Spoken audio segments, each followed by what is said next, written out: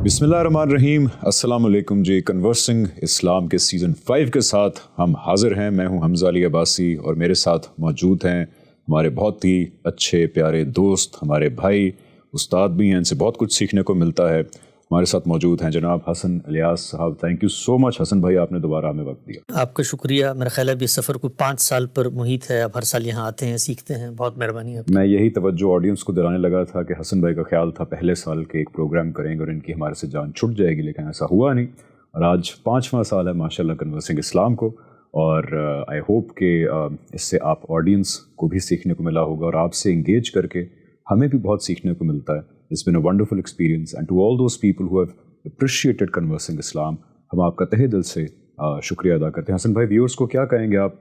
5वां साल है और बहुत से जो आम लोग हैं उनकी तरफ से फीडबैक आता है कि गामदी साहब हो गए, वो तो हैं स्कॉलर्स ऑफ स्कॉलर माशाल्लाह, तो उनसे एक आम आदमी जो आम अल्फाज में दीन समझना चाहता है वो उस तरह शायद ना रिलेट कर पाता हो, लेकिन नौजवान कई दफ़ा फीडबैक आता है कि जी आम आदमी आम अकल लेवल के ऊपर आपकी बातें समझ आती हैं हल्की फुल्की। क्या कहेंगे आप? देखिए, जब हमने ये गुफ्तगू का सिलसिला शुरू किया था तो सच्ची बात है इसमें हमारे पेश नज़र ये था ही नहीं कि हमने कोई पैगामात हैं, कोई नुक्ता नज़र हैं, कोई अफकार हैं, उनको कम्युनिटी तक पहुँचाना। It's more about truth seekers का एक जर्नी था। आप दीन की तरफ आए, आपके जहन में कुछ सवालात पैदा हुए, मैं दीन की तरफ आया, मैंने दीन का मुताला किया। मैंने जिन असातिज़ा से मुताला किया उनके अफकार, उनके नज़रियात, उनकी अंडरस्टैंडिंग को एक तालिब इल्म कैसे समझता है उस तरह मैंने लोगों में पोर्ट्रे कर दिया। मैं कोई दीन का असलन स्कॉलर नहीं हूँ, ना मैं उस मर्तबे मकाम पर फायज़ हूँ कि मैं ओरिजिनल चीज़ों से नए नए नज़रियात निकाल के लेकर आऊँ। मेरा एक बहुत ही हम्बल सा तालिब इल्माना बैकग्राउंड है। मैं इस्तिफ़ादा करता हूँ और अपने उस्ताद जनाब जावेद अहमद गामदी साहब के साथ कमोवेश मुझे 15 साल होने को हैं, तो उनकी जो बातें हैं, जो वो बयान करते हैं, उनको समझ कर लोगों में तसहील के साथ, एक्सप्लेनेशन के साथ ज़रा खोल के आम अंदाज में बयान करने की कोशिश करता हूँ। तो मेरा ख्याल ये है कि हम दोनों ने एक ही जगह से शुरू किया था और इसी जगह पे हमें रहना चाहिए, इसलिए कि जब आप इससे आगे बढ़ जाते हैं तो फिर अपनी कही हुई बात के दिफा में इंसान जीना शुरू कर देता है। हम लोगों ने जो कुछ इससे पहले बयान किया, इट्स ऑल अबाउट अंडरस्टैंडिंग, और इसमें कोई बेहतर चीज़ सामने आएगी तो हम उसको सीखेंगे। कन्वर्सिंग इस्लाम का जो प्लेटफॉर्म है वो तलाश हक़ की जुस्तजू, ट्रुथ सीकिंग का प्लेटफॉर्म है। ये किसी नुक्ता नज़र, किसी मसलक, किसी शख्स के नज़रियात के ब्लाक का प्लेटफॉर्म नहीं है। एब्सोल्युटली। और मैं कोशिश करूंगा कि इस सीज़न के एंड के ऊपर बड़ी इंटरेस्टिंग एपिसोड करें जहाँ पे हसन भाई की जर्नी थोड़ी डिस्कस की जाए कि कैसे इनका शदीद हार्डकोर मदरसा बैकग्राउंड है, फिर डीप अरबी अदब की स्टडी है, उसके बाद आप किस तरह गामदी साहब की तरफ आए। तो इंशाल्लाह कोशिश करेंगे इस सीज़न की आखिरी जो एपिसोड होगी वो इनकी जर्नी से रिलेटेड होगी। आज की एपिसोड बहुत अहम है। आज की एपिसोड इसलिए बहुत अहम है कि जिस इशू के बारे में आज हम डिस्कस करेंगे उस इशू पे जो हमारे स्कूल ऑफ थॉट की, हमारे इदारे की राय है, वो कुछ हलकों के अंदर उसको समझने में ज़रा कुछ प्रॉब्लम्स आ रही हैं। तो इसलिए आज हम कोशिश करेंगे कि इस एक एपिसोड के अंदर हम उस टॉपिक को ऐसे डिस्कस करें कि हर पहलू को हम कवर करते चलें। वो टॉपिक बहुत अहम है। वो टॉपिक ये है कि नंबर 1, ख़त्म नबूवत का जो कॉन्सेप्ट है वो क्यों दीन के अंदर बहुत क्लियर है। There is absolutely no doubt about it. ख़त्म नबूवत का कॉन्सेप्ट जिस तरह कुरान में आया है, ओवरवेलमिंग नंबर ऑफ सही हदीस उसके बारे में है, और कोई गुंजाइश बाकी नहीं बचती है तसव्वुर करने की कि आप सल्लल्लाहु अलैहि वसल्लम के बाद किसी किस्म का भी कोई नबी आ सकता है, चाहे वो ज़िल्ली हो, बरूज़ी हो, ताबे हो। नबूवत, रिसालत अपने हर मफ़हूम के अंदर आप सल्लल्लाहु अलैहि वसल्लम में ख़त्म हो गई। कुरान और सही अहादीस बहुत क्लियर है इस मामले में। ये डिस्कस करेंगे। हम ये भी डिस्कस करेंगे कि आखिर अल्लाह ताला ने ख़त्म नबूवत की क्यों इन द फर्स्ट प्लेस, क्यों ज़रूरत पेश आई नबूवत को और रिसालत को हर महीने में ख़त्म करने की। और फिर उसके बाद हम ये डिस्कस करेंगे इसी प्रोग्राम के अंदर कि आखिर कोई इंसान जो ये इतना कुफरिया अकीदा रख ले कि जी आप सल्लल्लाहु अलैहि वसल्लम के बाद भी किसी तरह की नबूवत हो सकती है, रिसालत हो सकती है, चाहे वो ज़िल्ली हो, बरूज़ी हो, जो भी हो, इतना कुफरिया अकीदा अगर इंसान को रखे, तो हम ये डिस्कस करेंगे कि हम क्यों ये मानते हैं कि हमें अल्लाह ताला ने सिर्फ़ इतनी इजाज़त दी है कि हम उस पे उसके अकीदे का कुफर वाज़े कर सकें दलाइल की बुनियाद पे, रीज़न की बुनियाद पे कि वो क्यों गलत है, सरीहन गलत है। लेकिन इसके आगे बढ़ के हमें अल्लाह ताला ने ये राइट नहीं दिया, इनफरादी सतह के ऊपर भी, रियासती सतह के ऊपर भी, कि हम उस इंसान को इस्लाम के दायरे से जो है वो बाहर निकाल दें। ये राइट हमारे पास नहीं है। इस पर अक्सर ये सवाल होता है कि जी अगर आप कह रहे हैं कुफर है और एक बंदा कुफर कर रहा है तो फिर हम काफिर क्यों ना कहें उसको। तो ये चीज़ आज हम डिस्कस करेंगे इंशाल्लाह। हसन भाई, मैं पहले आता हूँ, बहुत इंपॉर्टेंट टॉपिक्स हैं आज। पहले इस सवाल पे आता हूँ कि अल्लाह ताला ने आखिर ख़त्म नबूवत की क्यों, ज़रूरत क्यों महसूस है अल्लाह ताला को कि अब आप सल्लल्लाहु अलैहि वसल्लम के बाद हर तरह का नबी रसूल कोई भी नहीं आएगा। क्या इंसान को گائیڈنس کی ضرورت نہیں ہے آپ صلی اللہ علیہ وسلم کے بعد؟ انسان کہاں دیکھے اگر گائیڈنس چاہیے ہو؟ بالکل ٹھیک ہے. دیکھیے ختم نبوت اللہ تعالیٰ نے کیوں کی، اس کو جاننے سے پہلے ضروری ہے کہ ہم یہ جانیں کہ نبوت ہوتی کیا ہے جس کو ختم کر دیا گیا ہے. اللہ تعالیٰ کی جو اسکیم ہمیں اس کے اپنے الفاظ میں اس کے پیغمبروں کی وساطت سے ملتی ہے، اس کو پڑھ کے ہمارا نبوت کا کانسیپٹ ڈیولپ ہوتا ہے. اللہ تعالیٰ یہ کہتے ہیں کہ میں نے یہ چاہا کہ میں ایک مخلوق کو دنیا میں بھیجوں، ارادہ اختیار دوں، عقل و شعور دوں، اور پھر ان کا امتحان کروں، ان میں سے جو میرے کرائٹیریا کے مطابق کامیاب ہوں ان کو جنت کا ابدی شہری بنا دوں. یہ اللہ تعالیٰ کی اسکیم تھی اور اس کا ایک نتیجہ وہ مرتب کرنا چاہتے تھے. اس کے لیے انہوں نے انسانوں کو پیدا کیا. پہلے انسان جس کو پیدا کیا، پیدا کرنے کے ساتھ ہی ایک اور معاملہ انہوں نے کیا. وہ یہ کہتے ہیں کہ میں نے پہلے انسان کو پیدا کرنے کے بعد جتنے انسان پیدا کرنے تھے ان سب کی ارواح کو اپنے سامنے پیش کیا اور ان سے ایک مکالمہ کیا اور ان کو یہ شعور اور یہ کانسیپٹ منتقل کیا. قرآن مجید نے ایک واقعے کی صورت میں ان انسانوں اور خدا کے مکالمے کو بیان کیا ہے، جس سے یہ واضح ہوتا ہے کہ جو اللہ تعالیٰ کی اسکیم تھی اس میں جو لوگ جانے تھے ان کی شخصیات کو اللہ تعالیٰ نے ایک کانسیپٹ منتقل کیا ہے. اور وہ کیا ہے؟ وہ پوچھا گیا ہے کہ تمہارا رب کون ہے، کیا میں تمہارا رب ہوں؟ تو ان سب نے اقرار کیا. تو اس کو ہم کہتے ہیں عہد الست. یہ ایک اہتمام ہوا ہے دنیا میں آنے سے پہلے. دوسرا اہتمام کیا ہوا ہے؟ اللہ نے ہمیں بھیجا ہے، تو بھیجنے کے بعد جانوروں کو بھی اللہ نے بھیجا ہے، حشرات والارض کو بھی اللہ نے بھیجا ہے. یہ درخت، یہ چرند، یہ پرند، یہ پہاڑ، یہ سب اللہ نہیں بنائے، نہریں، دریا، پانی، ندیاں. لیکن ہمیں اللہ نے کیا کیا؟ عقل دی اور شعور دیا. اللہ یہ کہتا ہے کہ میں نے تمہیں تمہارے بنانے کے بعد عقل میں یہ بات ڈالی کہ نیکی کیا ہے، بدی کیا ہے. اور جب میں نے انسانیت کا آغاز کیا تو پہلے انسان کو پیغمبر کے درجے پر فائز کر دیا، اس لیے کہ یوں نہیں ہو سکتا تھا کہ میں پہلے انسان کو ہی امتحان میں چھوڑ دیتا کیونکہ کل اس کا میں نے حساب کتاب کرنا ہے. تو میں نے اہتمام بھی کیا کہ پہلا شخص جس سے دنیا کا آغاز ہو رہا ہے وہ نبی ہے، وہ میری طرف سے پیغام لے کر آیا ہے، فطرت میں اس کی ہدایت موجود ہے، عہد ارس کا شعور اس کے پاس پس منظر میں موجود ہے. اللہ تعالیٰ یہ کہتے ہیں کہ وہ بھیج دیا میں نے، لیکن چونکہ جن کے پاس بھیجا تھا ان کے پاس ارادہ اختیار ہے، تو لوگوں نے اگر اس کی ہدایت جو کچھ اس کو دیا تھا اختلاف نہ کرتے تو شاید نبوت کا سلسلہ آگے جاری نہ ہوتا. اللہ تعالیٰ یہ کہتے ہیں کہ لوگوں نے اختلاف شروع کر دیا. جب اختلاف شروع کر دیا تو پھر میں نے پیغمبروں کا سلسلہ جاری فرمایا. فبعث اللہ النبیین مبشرین و منذرین. کیوں جاری فرمایا اور پھر کیا کیا؟ وہ کہتے ہیں اس لیے جاری فرمایا کہ میں ان کے ساتھ وَأَنزَلَ مَعَهُمُ الْكِتَابَ بِالْحَقِّ، میں ان کے ساتھ ایک کتاب بھیجتا تھا. کیوں بھیجتا تھا؟ لِيَحْكُمَ بَيْنَ النَّاسِ فِي مَا اخْتَلَفُوا فِيهِ، تاکہ جن معاملات میں اختلاف ہو رہا ہے وہ اس میں فیصلہ کر دیں. تو اب نبوت کا سلسلہ شروع ہو گیا اس لیے کہ اختلاف موجود تھا. اس کے بعد اللہ تعالیٰ نے کیا کیا کہ ہر بستی، ہر علاقہ، ہر قریہ جہاں پر انسان موجود تھے وہاں پر نبیوں کو بھیجنے کے سلسلے کا آغاز کر دیا. وہ نبی آتے، ان کی اپنی زبانوں میں ان سے گفتگو کرتے اور ان کو اللہ کی باتیں، اللہ کی ہدایت پہنچا دیتے.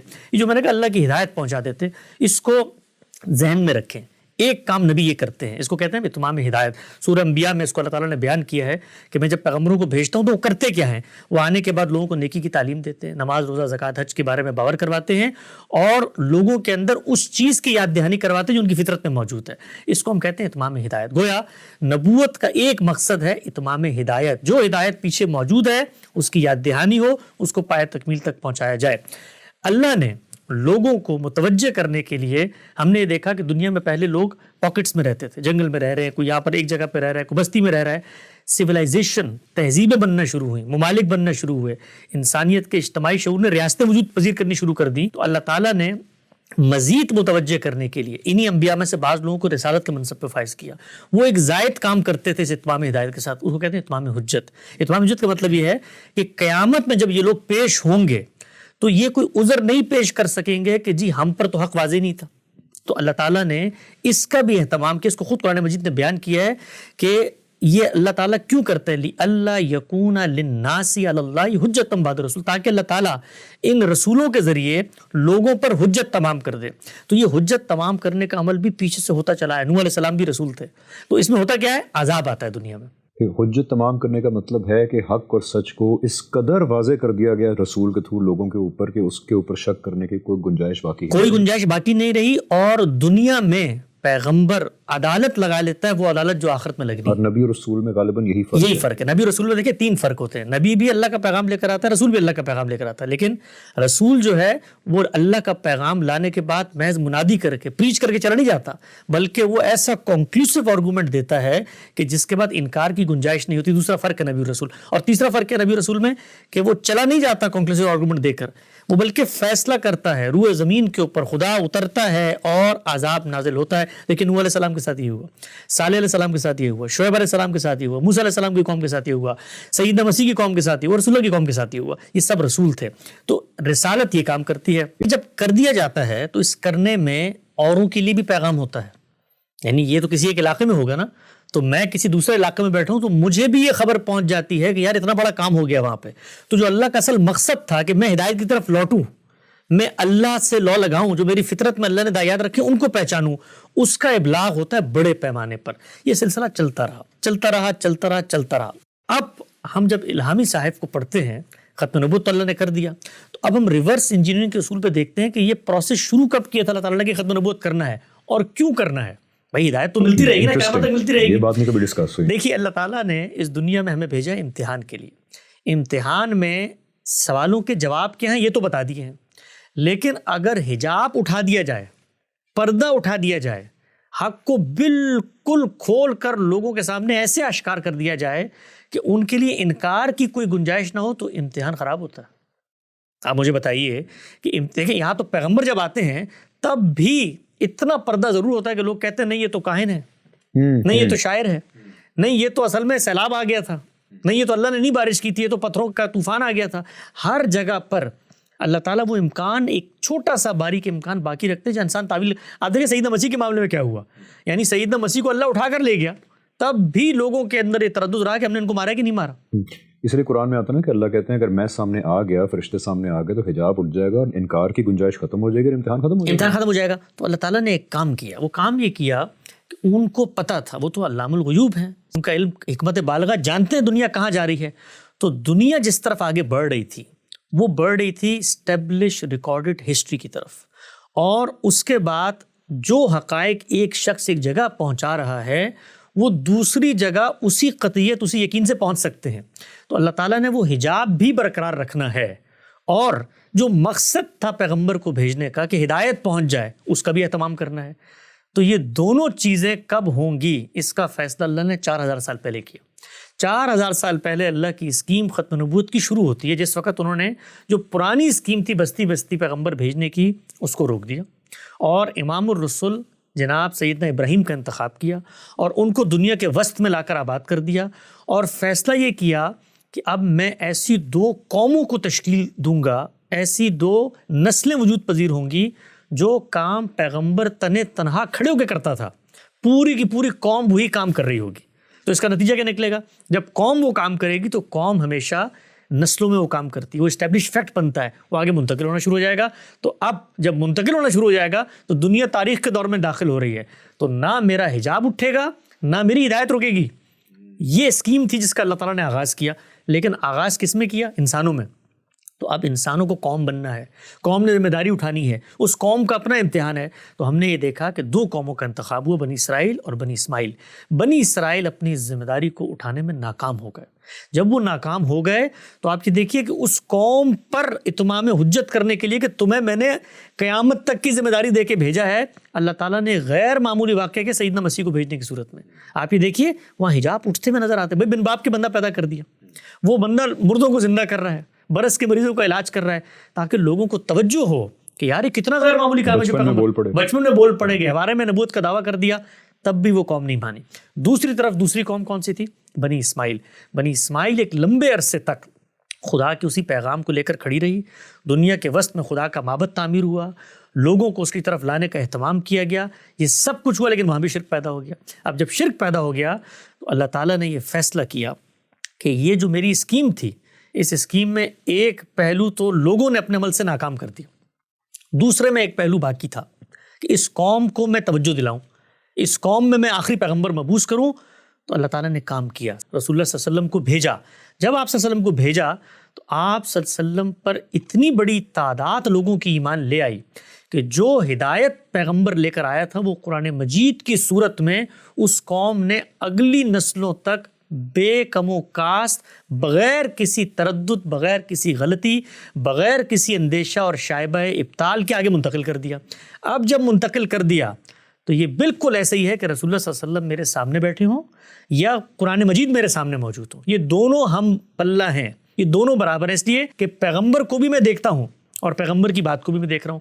تو اللہ تعالیٰ نے اس موقع پر یہ فیصلہ کیا کہ پیغمبر جو کام کرنے آتے ہیں اتمام ہدایت اور اتمام حجت، وہ حتمی طور پر دنیا کے اسٹیج پہ میں نے کر دیا ہے اور کرنے کے بعد نسلوں میں اس کا پیغام جاری کر دیا ہے۔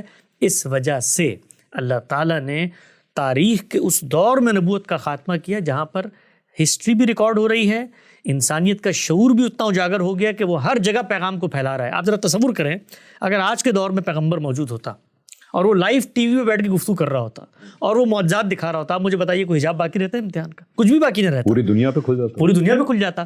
تو وہ حجاب بھی باقی ہے کیونکہ امتحان ہے، لیکن ہدایت پہنچ گئی۔ تو اس وجہ سے اللہ تعالیٰ نے نبوت کا خاتمہ کیا۔ یہ اس بات کا بھی جواب ہے کہ اللہ تعالیٰ آج کے دور میں رسول اور نبی بھیج کے میریکلز کیوں نہیں کرتے تاکہ پوری دنیا لائیو ٹی وی کے تھرو وٹنس کر سکے، بیکاز پردہ اٹھانا مقصود نہیں ہے پوری دنیا کے سامنے، ورنہ امتحان ختم ہو جائے گا۔ بالکل ایسے ہی ہے۔ اگر میں صحیح سمجھ پایا ہوں تو آپ کہہ رہے ہیں کہ دو کام ہوتے ہیں نبی اور رسول کے، ایک تو اتمام ہدایت، یعنی کہ ہدایت کو پوری پرزرو طریقے سے لوگوں کے اندر پہنچا دیا جائے، وہ بھی آپ صلی اللہ علیہ وسلم کے اوپر کام کمپلیٹ ہو گیا، قرآن کریم سنت ہم تک بالکل محفوظ صورت میں پہنچ گئی۔ ایون جو آپ صلی اللہ علیہ وسلم کے ناقدین بھی ہیں وہ بھی یہ مانتے ہیں کہ بہرحال قرآن جو ہے بالکل پرزروڈ ہمارے تک پہنچ گیا۔ یہ کام پہلے کی امت نہیں اس طرح کر پائی۔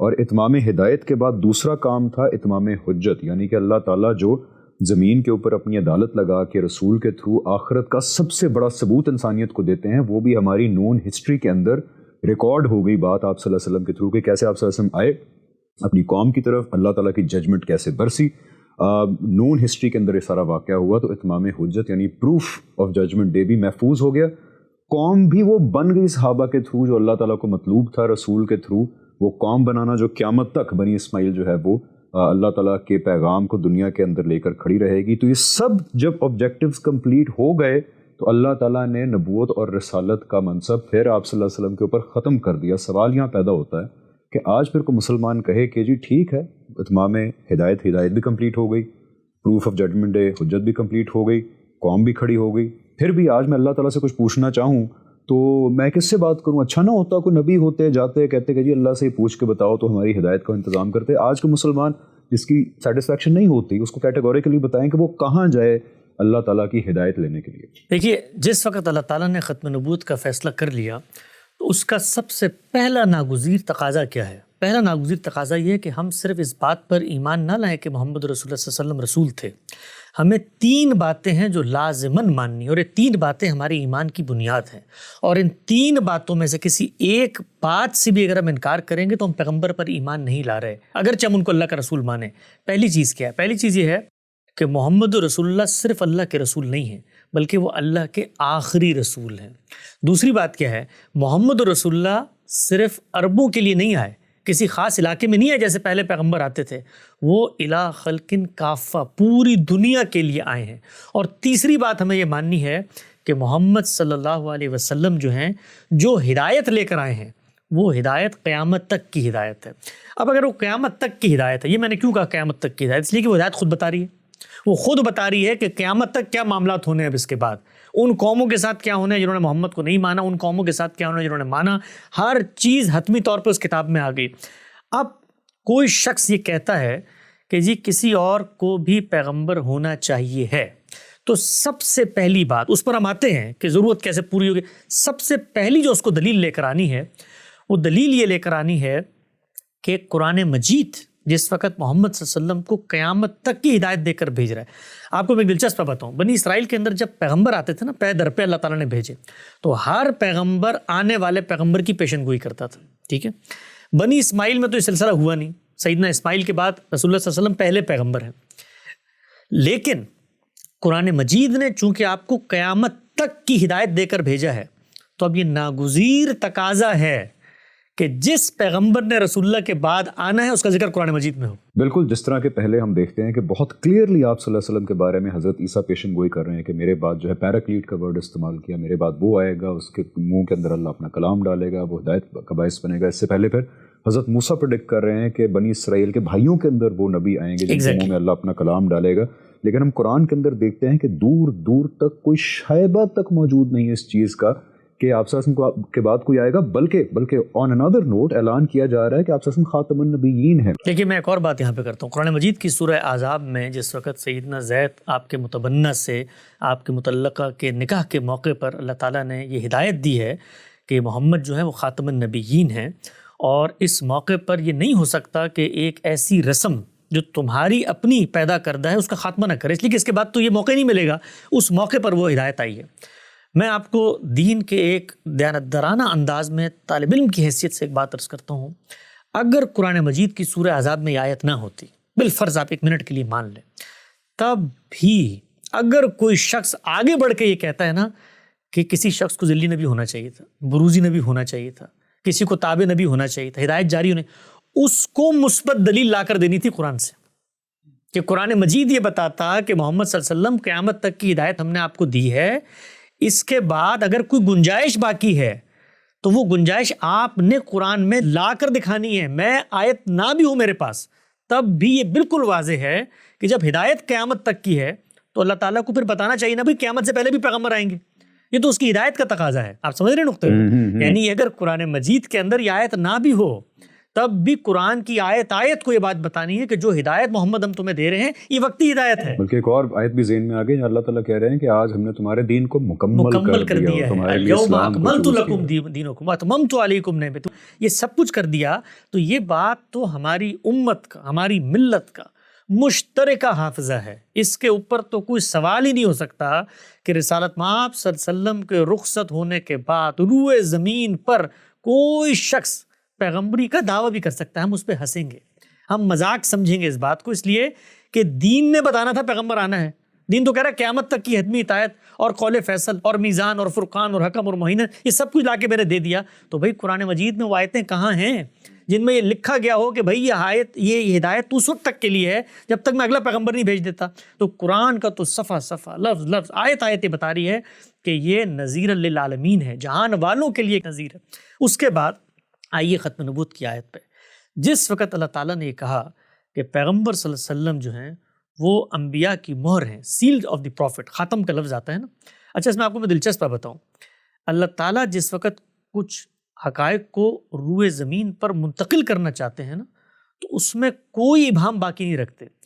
وہ لوگ کہ جنہوں نے اس زمین پر پیغمبر صلی اللہ علیہ وسلم کے رخصت ہونے کے بعد ذلی، بروزی، تابع، غیر تشریعی نبی ہونے کا دعویٰ بھی کیا، ان میں سے کوئی ایک بھی اس آیت کے مفہوم میں خرابی نہیں پیدا کر سکتا. وہ یہی ترجمہ کر رہا ہے کہ آپ سیل آف دی پروفٹ ہیں. اب ہوتا کیا ہے؟ ہوتا یہ ہے کہ وہ یہ کہتے ہیں کہ جو سیل کا مطلب ہے، ایک تو یہ ہے کہ جی مہر لگا کے آپ نے معاملے کو بند کر دیا، تو یہ اس مفہوم میں بھی تو آ سکتی ہے نا کہ یہ مہر تصدیق کے لیے ہے. گویا جو بھی پیغمبر آئے گا اس کو محمد صلی اللہ علیہ وسلم کی تائید حاصل ہوگی، ان کی مہر حاصل ہوگی. تو ہم آج دعویٰ کر رہے ہیں کہ ہم پیغمبر ہیں، ہمیں پیغمبر صلی اللہ علیہ وسلم نے تصویب دے دی ہے، تائید دے دی، ہم ان کے تابع ہیں. ذل کا مطلب کیا ہوتا ہے؟ سایہ. بروز وہی حقیقت جو وہاں تھی وہ جاری ہو گئی. تو ہماری امت میں بڑے بڑے گمراہ فتنے پیدا ہوئے. آپ کو تصوف کی روایت میں پورا نقطہ نظر ملتا ہے جس کو ابن عربی، شیخ عبد القادر جیلانی، یہ باقی لوگ بیان کرتے ہیں. وہ کیا ہے؟ وہ یہ ہے کہ نبوت کا جو خاتمہ ہوا ہے وہ صرف ایک پہلو سے ہوا ہے. وہ کیا ہے؟ صوفیہ کہتے ہیں تشریع نبوت کا خاتمہ، وہ غیر تشریع تو ابھی بھی جاری ہے. قادیانی صاحب غالباً صوفی مسلک سے تھے. اب ان کے کیا معاملہ ہوا اس کو میں آگے بیان کرتا ہوں. تو یہ چیز انہوں نے پیدا کر دی، انحراف. جب یہ انحراف پیدا کر دیا تو اب تو قرآن نے فیصلہ کرا نا، ہم قرآن کے پاس جائیں گے. کیا قرآن مجید جس وقت آپ کو نبیوں کی مہر قرار دے رہا ہے تو آپ کا جو دوسرا مفہوم ہے کہ ہو سکتا ہے کوئی اور بھی آ جائے اس کی تصدیق رسول اللہ صلی اللہ علیہ وسلم کر لیں، تو وہ تصدیق تو اس کتاب کے اندر ہونی ہے نا بھائی. رسول اللہ کہاں سے تصدیق کریں گے آج آ کر؟ آپ مجھے بتائیں. میں نعوذ باللہ اگر کھڑے ہو کے آج دعویٰ کرتا ہوں کہ جی اللہ تعالیٰ نے مجھ پر بھی وحی کر دی ہے، اور خاتم النبیین کا مطلب یہ ہے کہ پروفٹ صلی اللہ علیہ وسلم، رسول اللہ صلی اللہ علیہ وسلم نبیوں کی مہر تھے، اور مہر کا مطلب یہ ہے کہ ان کی تصدیق سے میں نبی بنوں گا. تو میں کہاں سے تصدیق لے کر آؤں گا اپنی؟ اس وقت تو پیغمبر موجود نہیں ہے. تو ایک ہی طریقہ تصدیق کا، وہ اللہ کی کتاب ہے. تو آپ یہ بتائیے کہ اللہ کی کتاب نے کہیں پہ یہ کہا ہو کہ جی نبوت تو اس پہلو سے میں نے ختم کی ہے، باقی پہلوؤں سے تصدیقیں ہوتی رہیں گی، وہ یہ پہلو ہیں. Very important point. تو کوئی ایک بھی نقطہ نہیں ہے. تو ہمارے صوفیہ کے اندر یہ انحراف پیدا ہوا. اسی طریقے سے بعض لوگوں نے سیدنا مسیح اور مہدی کے نزول ثانی کے بارے میں بعض تصورات پیدا کیے، اس میں کچھ انحرافات پیدا ہوئے. مرزا غلام احمد صاحب قادیانی کے ہاں انحرافات اور اسی طریقے سے ختم نبوت کے تصور کے اندر جو مختلف نوعیت کی خرافات پیدا ہوئیں وہ کمبینیشنز کا مجموعہ ہے. کچھ چیزیں انہوں نے صوفیہ سے لی کہ بھئی غیر تشریعی نبوت ہے، کچھ چیزیں نے رسول اللہ صلی اللہ علیہ وسلم سے منسوب روایات سے لی کہ ایک مسیح نے تو آنا ہی ہے، ایک مہدی نے تو آنا ہی ہے. کچھ چیزیں انہوں نے ہندو تصوف کے فلسفے سے لی، جس طرح اوتار کے اندر وحدت الوجود کے تصور میں کائنات میں تجسیم ہو کے ظہور ہو جاتا ہے، تو اس پہلو کو ذل اور بروز کے دعووں سے انہوں نے شامل کرنے کی کوشش کی. تو ایک کمبینیشن آف گمراہی وجود میں آیا. اس کمبینیشن آف گمراہی کے بارے میں قرآن مجید اور پیغمبر صلی اللہ علیہ وسلم کی تصریحات اتنی واضح ہیں، اتنی قطعی ہیں کہ اس معاملے میں لڑنے بھڑنے کی کوئی گنجائش ہی نہیں ہے. رسول اللہ صلی اللہ علیہ وسلم نے فرمایا لم یبق من النبوۃ الا المبشرات. پہلے فرمایا کہ نبوت کا خاتمہ ہو گیا ہے، میں نبی بھی ہوں، میں رسول بھی ہوں. تو صحابہ اکرام کے دل میں ایک حزن قلق پیدا ہوا کہ اللہ کے پیغمبر رخصت ہو رہے ہیں، اس کے بعد کیا ہوگا؟ تو آپ صلی اللہ علیہ وسلم نے فرمایا کہ نہیں، نبوت ختم، ہر پہلو سے ختم ہو چکی ہے. ہاں تمہارے اندر یہ قلق ہے نا کہ اللہ تعالیٰ آپ تم سے کیسے کوئی معاملہ کر سکتے ہیں، کوئی روشنی دکھا سکتے ہیں نا. یہ بڑے لوگوں کا سوال ہوتا ہے، ہر آدمی کا سوال ہوتا ہے. انہوں نے کہا یہ پہلو تو بند ہو گیا. کیوں بند ہو گیا؟ اس لیے بند ہو گیا کہ رابطے کا جو مقصد تھا وہ مقصد میں پورا کر چکا ہوں بھائی. قرآن مجید میں نے تمہیں دے دیا، اب اس کو پڑھو تو رابطہ بحال ہے. یعنی کہ اللہ تعالیٰ سے میں ہدایت اگر چاہتا ہوں تو قرآن مجید موجود ہے اور اس کی اپلیکیشن سنت میں موجود ہے. اگر اور بھی کسی کو ڈیٹیل چاہیے ہو تو آپ صلی اللہ علیہ وسلم کے متعلق جو ہسٹوریکل ریکارڈ ہے، حدیث کا ریکارڈ ہے، اس کے اندر اپلیکیشن اور ڈیٹیلز موجود ہیں. تو یہاں سے جو ہے انسان کو ہدایت پانے کی کوشش کرنی چاہیے. اب یہی تا قیامت ذرائع ہیں، اب کوئی ڈائریکٹ رابطے کی گنجائش جو ہے رابطہ اگر آپ نے کسی مقصد سے کرنا ہے تو رابطہ تو کرنا ہے ہدایت لینے کے لیے، تو ہدایت تمہیں دے کر جا رہا ہوں. اب یہ خواہش کہ اللہ تعالیٰ تمہیں زندگی میں کبھی کوئی اشارہ دے دیں، کبھی کوئی غیر محسوس رہنمائی کر دیں، تو یہ سلسلہ اللہ حی و قیوم ہستی ہے، وہ کائنات کو چلا رہا ہے، وہ تدابیر امور کر رہا ہے، وہ کرتا رہے گا یہ کام. اور تمہیں خواب کا جو میڈیم ہے اس کے ذریعے اگر اللہ تعالیٰ کو بشارت دینا چاہتے ہیں، کوئی تمہیں چیز سجھانا چاہتے ہیں، تو اللہ تعالیٰ کے امکانات تو دسیوں طریقے سے کائنات میں ہوتے ہیں. آپ دیکھیے میرے سامنے اللہ ایک حادثہ کر دیتا ہے، میں اس سے پیغام لے لیتا ہوں، اللہ ہی کر رہا ہوتا ہے، وہ کوئی اور تو نہیں کر رہا ہوتا. اللہ تعالیٰ مجھے بے شمار نعمتیں دے دیتا ہے. تو یہ سب سائنس ہیں، وہ تو سائن قیامت تک برقرار رہیں گے. تو آساس نے فرمایا کہ خواب بھی موجود ہے بھائی، اور بھی بہت ساری چیزیں موجود ہیں کائنات کے اندر. اللہ تعالیٰ کی نعمتیں ہیں، حادثات ہیں، تقریبات ہیں، قوموں کا عروج و زوال ہے، قرآن مجید کی پیشن گوئیاں ہیں، رسول اللہ صلی اللہ علیہ وسلم نے دین کی جو وہ سب چیزیں میرے ایمان کے ازدیاد کا باعث بنتی ہیں. تو اس میں پریشان نہ ہو، جو اصل چیز ہے اس کا خاتمہ ہو چکا ہے. اور خاتمے کا مطلب یہ نہیں ہے کہ میں صرف رسول اللہ کو مانوں کہ آپ خاتم النبیین تھے، میں یہ مانوں کہ آپ کے بعد کوئی رسول کسی بھی حیثیت میں نہیں آ سکتا. دیکھیے اللہ تعالیٰ نے مسیحیوں کے بارے میں کیا کہا ہے قرآن مجید میں. مسیح شرک کرتے ہیں، اللہ نے کہا کہ انہوں نے شرک کیا. خدا کو کسی کی ذات سے سمجھنا یا کسی کو خدا کی ذات سے سمجھنا، یا خلق میں، پیدائش میں، یا تدابیر امور میں، کائنات کے انتظام و انصرام کو چلانے میں کسی کو شریک کرنا شرک ہے. وہ دعویٰ کر رہے ہیں کہ نہیں ہم شرک نہیں کر رہے. خدا نے کہا یہ شرک ہے. کیوں؟ کیونکہ اللہ کو ماننے کا یہ تقاضا تھا کہ اس کے کسی ساجھی، اس کے کسی سبارڈینیٹ کا انکار کیا جائے. یہ نہیں ہو سکتا کہ میں کہوں میں اللہ کو مانتا ہوں اور سیدنا مسیح اس کے بیٹے ہیں. اسی طریقے سے ختم نبوت پر آپ کا ایمان نہیں ہوگا اگر آپ یہ مانیں کہ رسول اللہ صلی اللہ علیہ وسلم کے بعد کسی نہ کسی پہلو سے حقیقت محمدیہ کا ظہور ہو جائے گا، کسی نہ کسی پہلو سے غیر تشریعی نبی آ جائیں گے، کسی نہ کسی پہلو سے ذلی بروزی اور اس طرح کے تصورات ہم پیدا کر لیں. یہ ختم نبوت اس وجہ سے ہم مرزا غلام احمد صاحب قادیانی ہوں یا کوئی اور دنیا میں شخص ہو، آج ہے، کل ہے، ماضی میں گزرا یا پیدا ہوگا، ان سب کے اس طرح کے دعووں کو کھلا کفر کہتے ہیں. یہ کوئی مولویانہ فتویٰ نہیں ہے بھائی جو ہمارے چھوٹی چھوٹی بات پہ لوگ کفر فسق کا فرق. یہ قرآن مجید کا ناگزیر تقاضا ہے. ہم مسلمان نہیں ہو سکتے حقیقت میں. دیکھیے قرآن مجید نے ان کو کیا کہا، یہ کہتے ہیں ہم اللہ پر ایمان لائے، وما ہم بمؤمنین، نہیں لائے یہ اللہ پر ایمان، گویا حقیقت میں ایمان نہیں لائے. تو یہ ہے عقیدہ ختم نبوت یہ ہے میرے ایمان کی بنیاد. جو شخص اس میں سوئی کے برابر انحراف کرتا ہے وہ حقیقت میں عقیدہ ختم نبوت کو نہیں مان رہا. بالکل حسن بھائی، آئی تھنک کہ آپ نے تو بہت شدت سے یہ واضح کر دیا ہے کہ قرآن کی روح سے اور احادیث، ظاہری بات ہے ساری احادیث یہاں بیان نہیں کی جا سکتی بیکاز وہ اتنی زیادہ ہیں کہ میرا خیال ہے آدھا گھنٹہ پونا گھنٹہ تو پھر وہ حدیثیں بیان کرنے میں لگ جائے گا، جہاں آپ صلی اللہ علیہ وسلم نے کوئی کسر نہیں چھوڑی یہ بات واضح کرنے کے اندر کہ کیوں ہر طرح کی نبوت رسالت آپ صلی اللہ علیہ وسلم پہ ختم ہو چکی ہے. قرآن بہت کلیئر ہے اس بارے میں، اور جو لوگ اس آیت کی غلط تعبیر کرتے ہیں خاتم النبیین کی، ان کے پاس بھی وہ کرائیٹیریا لوز ہو جاتا اپنی بات کو پروف کرنے کا، بیکاز قرآن کے اندر کوئی ایسا کرائیٹیریا یا کوئی اشارہ موجود نہیں ہے کہ آپ صلی اللہ علیہ وسلم کے بعد کوئی نبی آئے گا اور اس کا یہ کرائیٹیریا ہوگا اس کے نبی یا رسول ماننے کا. سو مطلب کوئی انلیس آپ کا پہلے سے بائسڈ مائنڈ ہو یا آپ کے ذہن کے اندر اس طرح نالج نہ محکم ہو تو پھر آپ شاید ان عقیدوں کی طرف جا سکتے ہیں. لیکن اگر بالکل آپ 2+2 4 کی طرح دیکھیں تو واقعی اسلام کے اندر، قرآن کے اندر، حدیث کے اندر کوئی گنجائش نہیں بچتی کہ آپ صلی اللہ علیہ وسلم کے بعد کسی کے بارے میں تصور قائم کیا جائے کہ وہ ہدایت ڈائریکٹلی اوپر سے پا رہا ہے، وہ کسی قسم کا نبی ہے یا رسول ہے. یہ تو ایک میں اور بات کرتا چلوں کہ آپ نے تو بالکل ہی بلڈوزر پھیر دیا ہے تمام، کیونکہ قادیانیز کے علاوہ کچھ اور قائد بھی ہیں جو یہ سمجھتے ہیں کہ کچھ گنجائش ہے آپ صلی اللہ علیہ وسلم کے بعد، تو آپ نے تو ان کے اوپر بھی بلڈوزر پھیر دیا. اور یہاں میرا یہ سوال آتا ہے کہ اگر یہ اتنا کفریہ عقیدہ ہے، یعنی کہ اتنے ہی یہ اسلام کے خلاف ہے، کفر ہے، اتنا خلاف ہے، تو پھر جو اس عقیدے کے ماننے والے ہیں کہ آپ صلی اللہ علیہ وسلم کے بعد نبی اور رسول ہیں، تو ان کو پھر جب اسلام سے نکال کے کافر قرار دیا جاتا ہے تو پھر سب سے بلند آواز آپ کی کیوں ہوتی ہے اس چیز کے خلاف؟ بہت اہم سوال ہے. دیکھیے اس سوال پہ ذرا ٹھنڈے دل و دماغ سے ہم گفتگو کرتے ہیں. عام طور پر جس وقت ہم بتاتے ہیں احمدی حضرات ہوں یا اور بھی بہت سارے نقطہ نظر ہیں، اس وقت میں ان کو یہاں زیر بحث نہیں لے کر آتا، ورنہ بہت بڑے بڑے لوگوں کی عقیدتوں پر بہت ضربیں اور بڑی آنچیں آئیں گی، اس لیے کہ وہ لوگ ہیں کہ جن کو توحید کا ریپریزنٹیٹیو بنا کر بیان کیا جاتا ہے، اور ان کے عقائد کی اگر تحلیل کی جائے تو اس میں صریح شرک بھی ہے اور صریح کفر بھی ہے. اس پہ ہم انشاءاللہ الگ سے بات کریں گے. لیکن اس طبقے، اس کمیونٹی کے بارے میں بالخصوص لوگ ہمیں عام طور پہ یہ کہتے ہیں کہ جب ہم تکفیر کرتے ہیں یا ریاست ان کی تکفیر کرتی ہے اور ہم ان کو مسلمانوں کی کمیونٹی سے الگ کرتے ہیں اور اس وجہ سے کرتے ہیں کہ اتنا بڑا انحراف ہے، تو آپ لوگوں کو کیا پریشانی لاحق ہے کہ آپ لوگ آ جاتے ہیں میدان میں اور ہمیں روکنے کی کوشش کرتے ہیں.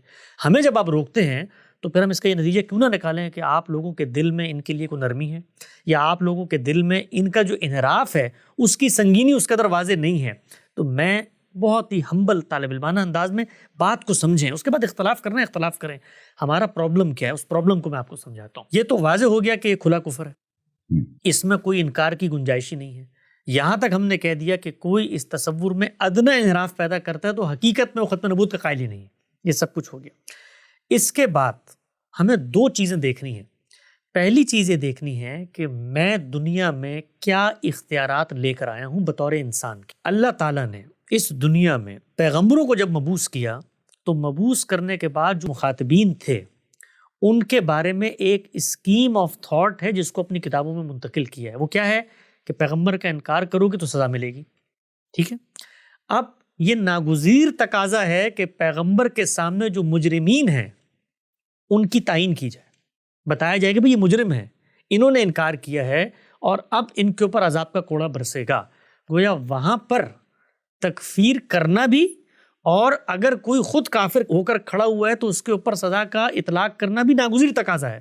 تو پیغمبروں کے باب میں تو یہ ہونا ہے عمل. یعنی کہ رسول کیونکہ دنیا کے اندر اللہ کی عدالت بن کے آتا ہے اپنے مخاطبین کے لیے، اور رسول کا انکار کرنے والوں کو دنیا کے اندر سزا دی جانی ہے، اس لیے ضروری ہے کہ رسول کے جو امیجیٹ مخاطبین ہیں ان کے اندر تکفیر کی جائے، بتایا جائے کہ یہ کافر ہیں اور ان کو کفر کی بنیاد پہ سزا دی جائے. یہ رسول کی امیجیٹ آڈینس کے لیے بالکل ایسے ہی. اب دیکھیے جو رسول اللہ صلی اللہ علیہ وسلم کی امیجیٹ آڈینس تھی یا کسی بھی پیغمبر کی امیجیٹ آڈینس تھی، آپ ان کے بیانات کو نکال کر پڑھیں. قرآن مجید نے حکایت کی، ہم نے 23 اعتراضات کی سیریز میں تکفیر پہ کوئی 15-20 گھنٹے گفتگو کر کے وہ تمام مقامات پیش کی ہیں. وہ جو گروہ سامنے موجود ہے نا، وہ اپنے بارے میں یہ کہتا ہے کہ ہم کافر ہیں، ہم انکار کرتے ہیں، ہم انکار کرتے ہیں، ہم تمہاری اس ہدایت کو نہیں مانتے. یہ بھی نہیں کہتے صرف اس کے بعد کہ ہم اس ہدایت کا خاتمہ کریں گے، بلکہ ہم آگے بڑھ کے تمہیں قتل کر دیں گے. تو انہوں نے اپنے عمل سے اس رول کو تسلیم کر لیا جس رول پر اللہ کا عذاب آنا ہے. تو اب جو کام پیغمبر نے کرنا تھا، بتانا تھا نا، پیغمبر نے خود بتایا ہے کہ بھائی ان سے الگ ہو جاؤ. جعل اللہ رزق تحت ظل رمی، اللہ نے یہ میرا رزق تلوار کے سائے میں رکھ دیا، ان کو ماروں گا مال فے ملے گا اور اس سے زندگی کا گزر بسر ہوگا. وجعل الصغار علی من خالف امری، ذلت اور محرومی اور محکومی ہے اس نے میری مخالفت کی. من تشبہ بقوم فہو منہ، ان کی شباہت بھی اختیار کی، انہیں میں سے ہو گئے.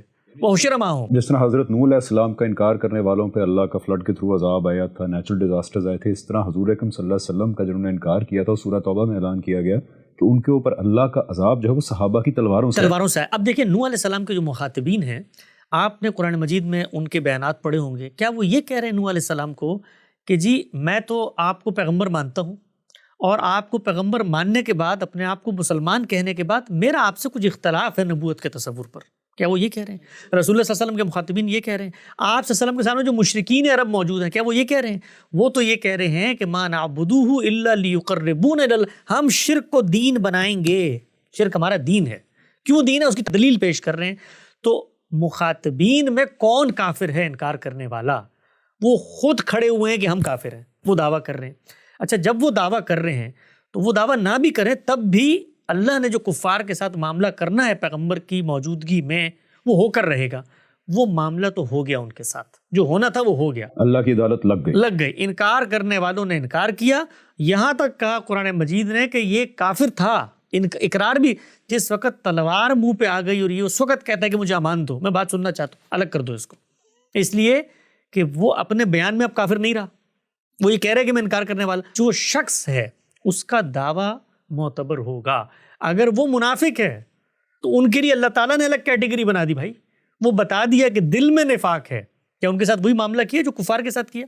کیوں نہیں کیا؟ کیوں نہیں کیا گیا؟ اس لیے کہ وہ اپنے دعوے میں، اپنے ظاہر میں وہاں نہیں کھڑے ہوئے تھے جہاں کفار کھڑے ہوئے تھے. تو پہلی بات جو میں نے کی وہ یہ کہ یہ دنیا میں میرا رول کیا ہے. اگر تو میں پیغمبر صلی اللہ علیہ وسلم کی جماعت اور صحابہ کی جماعت میں کھڑا ہوا ہوں جن کے ساتھ اللہ کی خاص سنت کا ظہور ہونا تھا، تو میں اس خدمت میں آگے بڑھ کے تعین کا کام کروں، اور اس میں مجھ سے اگر کوئی غلطی ہو جائے تو اللہ تعالیٰ مجھے بتا دے. یہ کام میں نے کرنا نہیں ہے.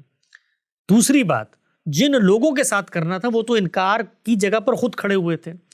اب میں کون ہوں اور یہ کون ہے؟ میں اس وقت ایک ایسا مسلمان ہوں جس کو جو بھی حق ایکسرسائز کرنا ہے اس کی تصویب پہلے اللہ سے چاہیے. مجھے قرآن مجید نے کسی شخص کے مشرک ہونے کے، کسی شخص کے کافر ہونے کا فیصلہ کرنے کی کوئی اتھارٹی ابھی نہیں دی. پیغمبر کو دی تھی، اس کی جماعت کو دی تھی، مجھے نہیں دی. تو ہمیں سب سے پہلے جو سوال پیدا ہوتا ہے وہ یہ کہ وہ قرآن مجید کا حکم نامہ لے کر آئیے ہمارے پاس، جس میں مجھے اللہ تعالیٰ یہ کہے کہ تم نے اب وہ فیصلے کرنے ہیں جو پیغمبر کر کے گیا تھا. اور پیغمبر نے جب کافر قرار دیا تھا یا انہوں نے خود اپنے آپ کو کافر مانا تھا تو کچھ چیزوں کا اطلاق ہوا تھا بھائی ان کے اوپر. ان کو زمین پر مارا گیا، ان کو محکوم بنایا گیا، ان سے جزیہ لیا گیا، ان کو جلا وطن کیا گیا. تو یہ سارے کام اگر میں نے کرنے ہیں تو میں بھی آج تعین کروں. تو ہم یہ کہتے ہیں کہ ہمیں اللہ نے اس کا حق نہیں دیا. یہ پہلی بات. دوسری چیز، جو سامنے گروہ موجود ہے وہ اپنے بارے میں کیا کہتا ہے، میں نے اس کے ساتھ کچھ تو معاملہ کرنا ہے نا، نکاح بھی کرنا ہے، شادیاں بھی کرنی ہے، معاملات بھی کرنے ہیں. اگر ریاست میں ہے تو اس کے بارے میں یہ بھی سوچنا ہے کہ بھئی یہ کیا ہے. تو میں اس سے پوچھوں گا جا کر وہ کیا ہے، وہ کیا کہتا ہے اپنے بارے میں. وہ کہتا ہے میں مسلمان ہوں، میں اللہ کو مانتا ہوں، میں رسول کو مانتا ہوں، میں ختم نبوت پر ایمان رکھتا ہوں، اور میں اس سے آگے بڑھ کے تمہاری فقہ حنفی کو بھی مانتا ہوں، میں مسلمان ہوں. میں کہتا ہوں اچھا آپ ختم نبوت کو مانتے ہیں تو آپ اس کے بعد مرزا صاحب کو ذلی بروزی اور تابع نبی کیوں قرار دے رہے ہیں؟ تو وہ یہ کہتا ہے کہ جی یہ میں اس لیے قرار دے رہا ہوں کہ ختم نبوت کی جو آیت تھی اس کا میرے نزدیک مفہوم یہ ہے، تعویل کرتا ہے. یا رسول اللہ صلی اللہ علیہ وسلم کی جو حدیث تھی اس کا میرے نزدیک مفہوم یہ ہے. تو میں اس کو آگے بڑھ کے کہوں گا کہ جو مفہوم آپ بیان کر رہے ہیں یہ کھلا کفر ہے. جو مفہوم آپ وحدت الوجود کے بارے میں بیان کر رہے ہیں یہ کھلا شرک ہے. میں شرک کو شرک کہوں گا، کفر کو کفر کہوں گا. اس شخص کے بارے میں اگر میں یہ کہتا ہوں کہ بھائی یہ غیر مسلم ہے تو اس کے لیے اس کو تسلیم کرنا چاہیے کہ میں غیر مسلم ہوں. کیسے تسلیم کرنا چاہیے؟ کہ وہ کہے کہ میں اللہ کو نہیں مانتا اور میں ختم نبوت کو نہیں مانتا. وہ کہہ رہا ہے میں مانتا ہوں. آپ دیکھیے قرآن مجید میں اللہ تعالیٰ نے کہا یہ مسیحی شرک کر رہے ہیں، یہ اللہ کا انکار کرتے ہیں. تب بھی مسیحیوں کی جو شناخت تھی نا اہل کتاب ہے اس کو چیلنج نہیں کیا.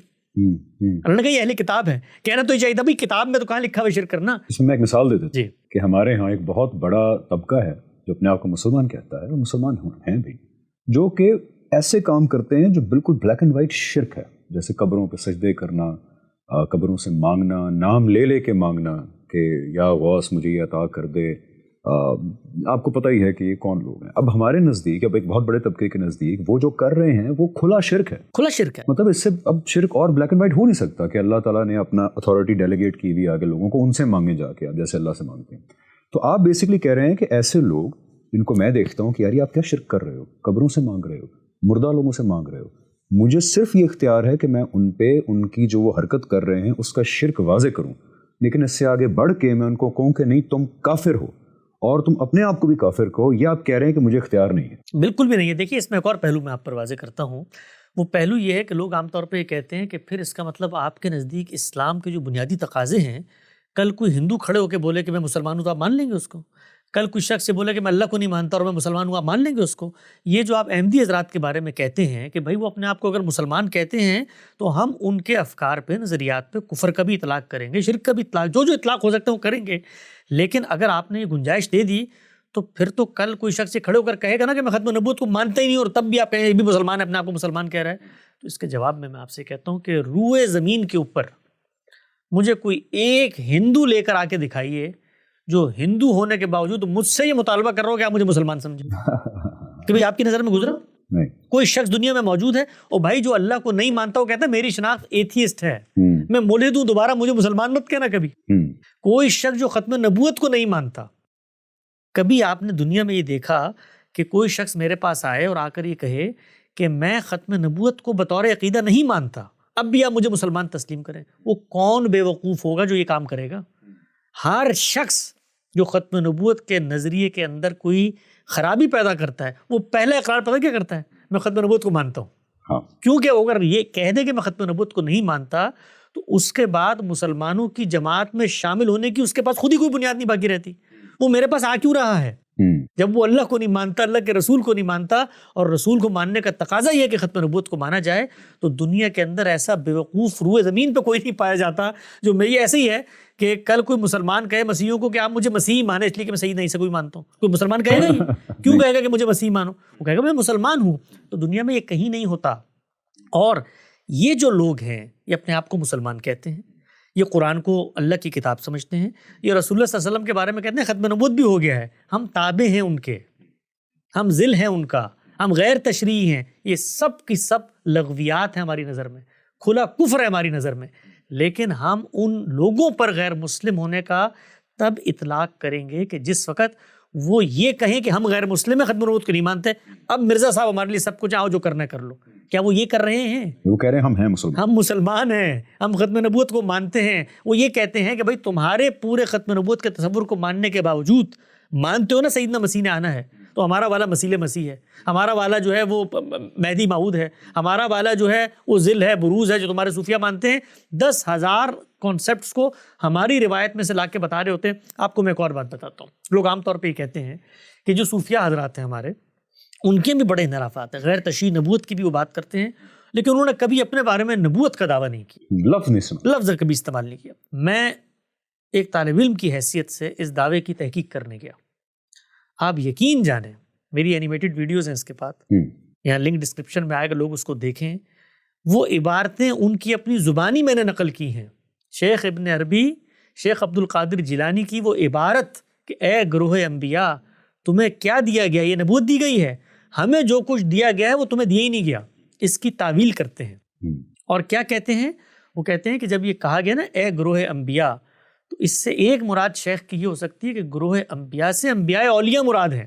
اولیاء کے بھی انبیاء، اولیاء کے انبیاء مراد ہیں. یعنی کہ شیخ عبد القادر جیلانی اپنے حلقہ اولیاء کے انبیاء سے مخاطب ہیں اور ان کو کہہ رہے ہیں کہ مجھے جو کچھ دیا گیا تمہیں تو دیا ہی نہیں گیا.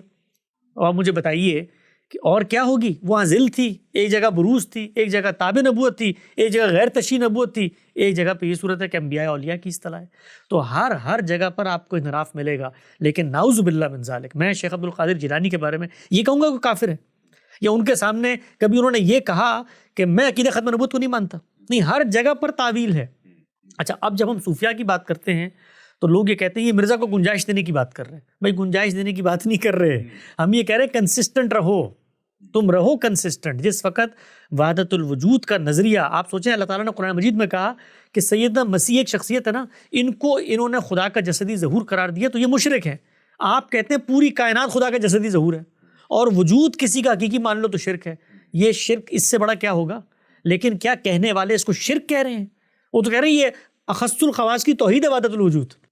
تو یعنی آپ کہہ رہے ہیں کہ جو اس طرح کے عقائد رکھتے ہیں, میں قادیانی اس کو سائڈ پہ کر کے مشرکوں کو لے آتا ہوں, جو مطلب شرک کرتے ہیں, مشرک نہیں, جو شرک کرتے ہیں, کہ جو شرک کر رہے ہیں ان کو صرف یہ بیان کرنے کا حق ہے بھی آپ شرک کر رہے ہیں, کیونکہ وہ اپنے آپ کو مسلمان کہتے ہیں. تو ہمیں یہ اختیار نہیں کہ ہم کہیں کہ جو تم مسلمان نہیں ہو, ہمیں صرف ان کا شرک ان پہ واضح کرنے کا اختیار ہے.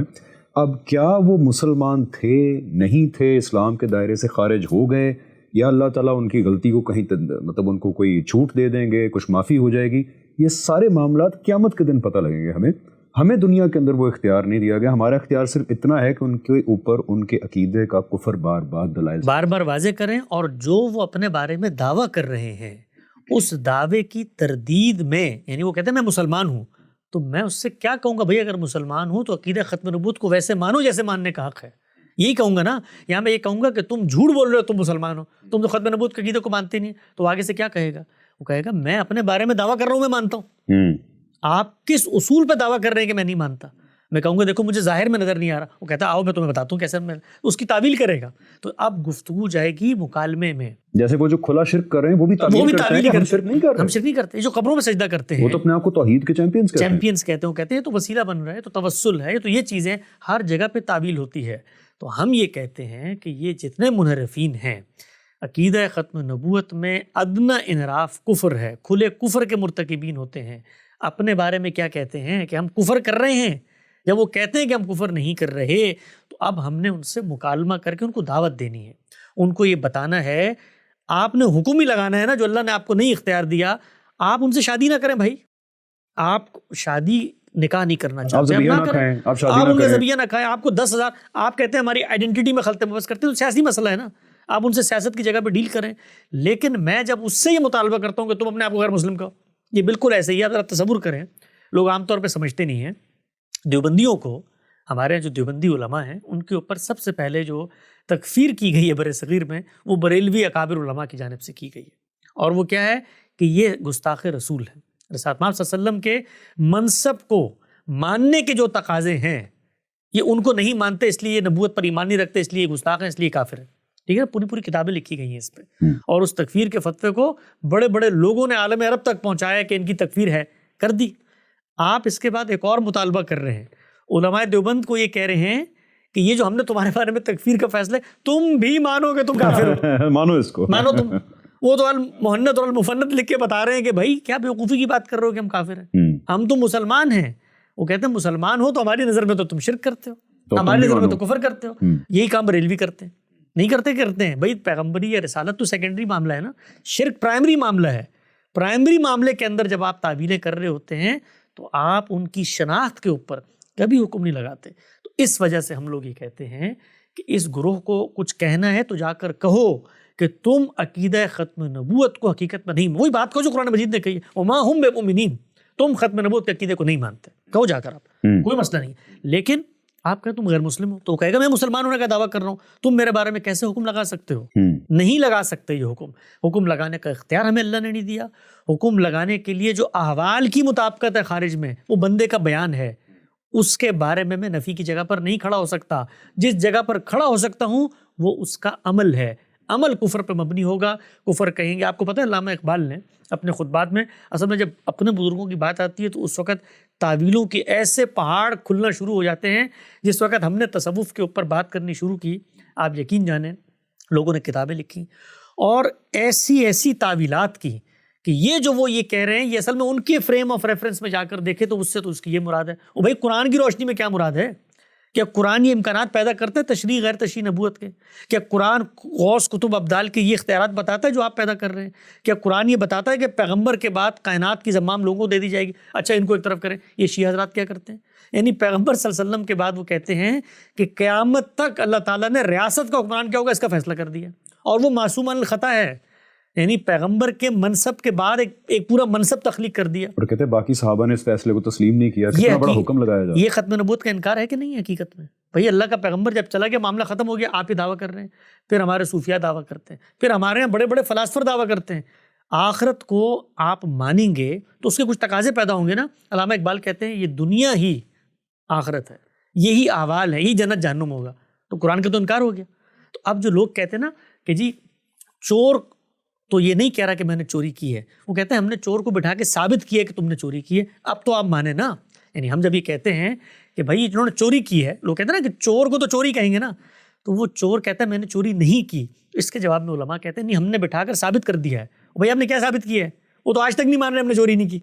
وہ تو آپ نے یہ ثابت کیا کہ آپ کے نزدیک عقیدہ ختم نبوت سے انحراف ہو گیا. یعنی کہ آپ نے ثابت کر دیا کہ اس نے چوری کی ہے, پھر بھی وہ کہہ رہا ہے کہ میں نے چوری نہیں کی. اب جج آئے گا اور جج ہی فیصلہ کرے گا, اور جج تو قیامت کے دن آئے گا. قیامت کے دن آئے گا. وہ جو کہتے ہیں نا پارلیمنٹ نے فیصلہ کر دیا, وہ پارلیمنٹ پہلے استقرار حق لے کر آئے اللہ تعالیٰ سے. کہ پارلیمنٹ کو یہ حق دیا کس نے کہ لوگوں کو دنیا کے اندر یہ فیصلہ کرا, یہ حق اللہ نے دیا, اس کے بعد جمہوریت نے دیا. نیشن اسٹیٹ کے اندر اس طرح ہم لوگوں کے کفر و ایمان کا فیصلہ کرتے ہیں. اب ایک سوال ہے یہاں پہ, اور میرے آخری 2 سوال رہ گئے, اس کے بعد ہم اختتام کی طرف جاتے ہیں. یہاں سوال یہ ہے کہ بالکل ٹھیک ہے, یہ بات مان لی کہ ہر مسلک کے کچھ ایسے عقائد ہیں جس کے بارے میں دوسرا مسلک یہ کہتا رہا ہے ہسٹوریکلی کہ ان عقائد کی بنیاد پہ اسلام کے دائرے سے باہر ہیں. ایک بہت بڑی تاریخ ہے فتووں کی بھی, تکفیر کی بھی. اب کچھ میرا خیال ہے مسلمانوں کو ٹھنڈ پڑ گئی ہے ماڈرن زمانوں کے اندر, لیکن ایک بہت بڑی تاریخ ہے جہاں پہ ہر مسلک دوسرے کی تکفیر کرتا رہا ہے.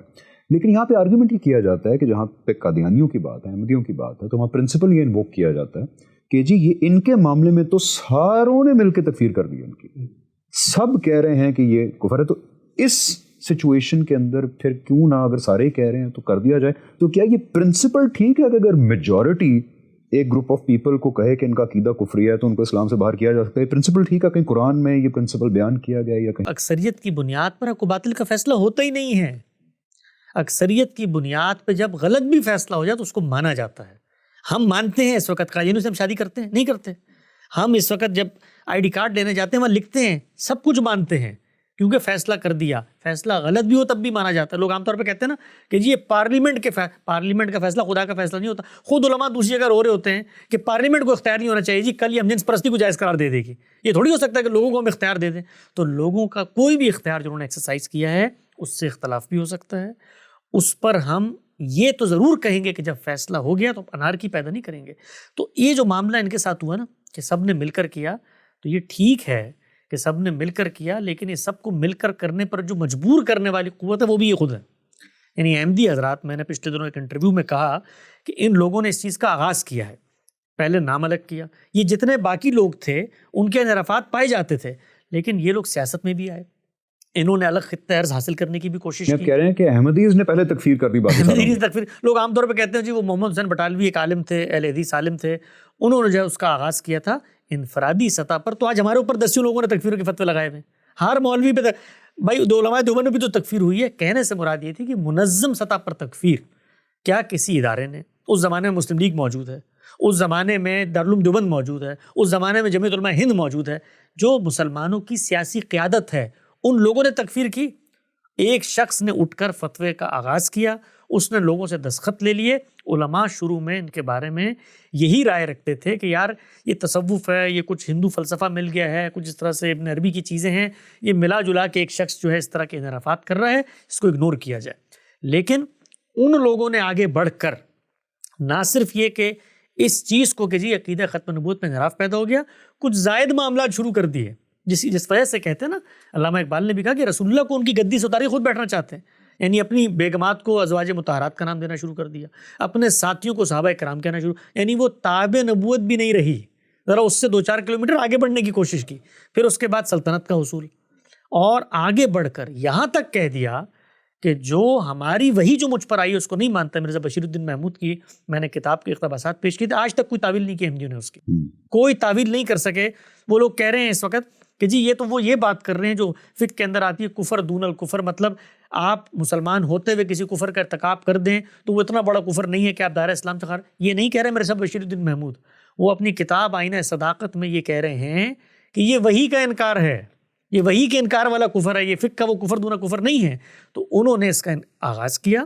اس کے بعد مسلمانوں نے ایک جذباتی سیاسی رد عمل دکھایا, ہمارا اس کے بارے میں موقف یہ ہے کہ ایک شخص بیوقوفی کرے، ایک گروہ بیوقوفی کرے تو جواب میں ہمیں بیوقوفی نہیں کرنی چاہیے، پہلی بات۔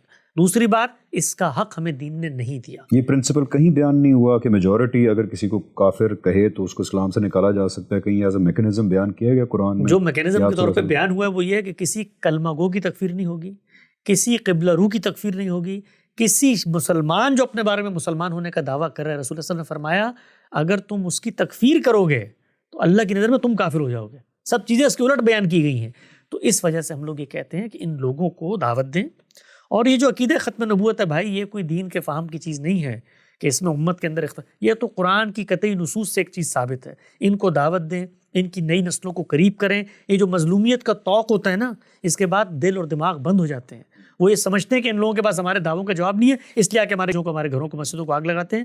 تو ہم یہ کہتے ہیں ان کو دعوت دیں۔ ایک گاؤں سے اٹھنے والی تحریک تھی، ماضی میں بھی ایسی تحریکیں اٹھیں، لیکن امت عقیدہ ختم نبوت کے دفاع میں متحد کھڑی ہوئی ہے، آج بھی کھڑی ہوئی ہے اکثریت۔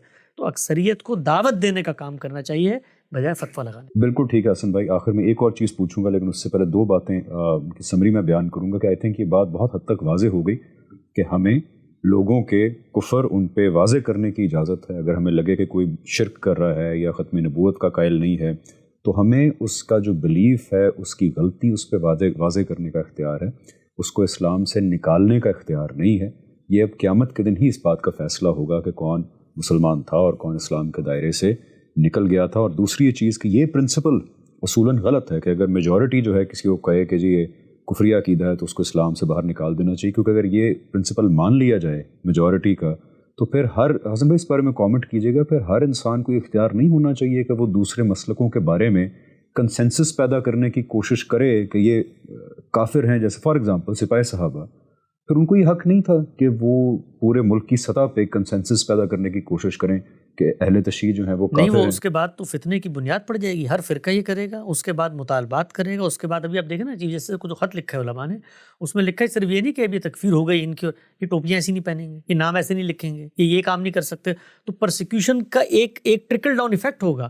اور شیعہ حضرات کے بارے میں ہم لوگ بڑے نرمی سے بات کر لیتے ہیں، بھائی ذرا کبھی نقشے میں دیکھیں، اس وقت کروڑوں کی تعداد میں دنیا میں شیعہ موجود ہیں، امت دو دھاروں میں تقسیم ہے، اور شیعہ یہ کہتے ہیں کہ نظریہ امامت کو آپ نہیں مانتے، دین کی بنیاد ہے ان کے نزدیک یہ، اور ہمارے ہاں وہ تحریکیں اٹھی جو ان کی تکفیر کی بات کرتی ہیں۔ کل اگر شیعوں کو اکثریت حاصل ہو گئی خدا نہ خواستہ تو ہم لوگ کہاں جائیں گے ذرا سوچیں، کیونکہ ان کی نظر میں تو ہم لوگ منحرفین ہیں، ہماری نظر میں وہ ہیں۔ ایبسلیوٹلی، سو یہ پرنسپل ٹھیک نہیں ہے کہ میجورٹی اگر مان لے کہ یہ کفر ہے تو اس کو اسلام سے باہر نکال دیا جائے، اور اس کی اجازت بھی نہیں دی جا سکتی، بیکاز یہ ایک بہت بڑی پرسیکیوشن کا دروازہ کھولنے جیسا ہے۔ آخر میں آپ سے پوچھوں گا جو پاپولرلی پوچھا بھی جاتا ہے کہ ٹھیک ہے جی ساری بات سمجھ آ گئی آپ کی، لیکن پھر آپ صلی اللہ علیہ وسلم کے دور میں ہم کچھ اقدامات دیکھتے ہیں، جیسے مسلمہ کذاب تھا، اس نے جو ہے نبوت کا دعویٰ کیا اور کیسے اس کے خلاف اقدام ہوا، تو اس پس منظر میں آپ کیسے دیکھتے ہیں؟ وہاں تو لگ رہا ہے کہ اچھا بھی کسی نے نبوت کا دعویٰ کیا، آئیں جس کی ایسی کی تیسی پھیرتے ہیں، تو پھر آج ہم وہ کیوں نہ کریں؟ جی، مسلمہ کذاب جو تھے انہوں نے جو نبوت کا دعویٰ کیا تھا،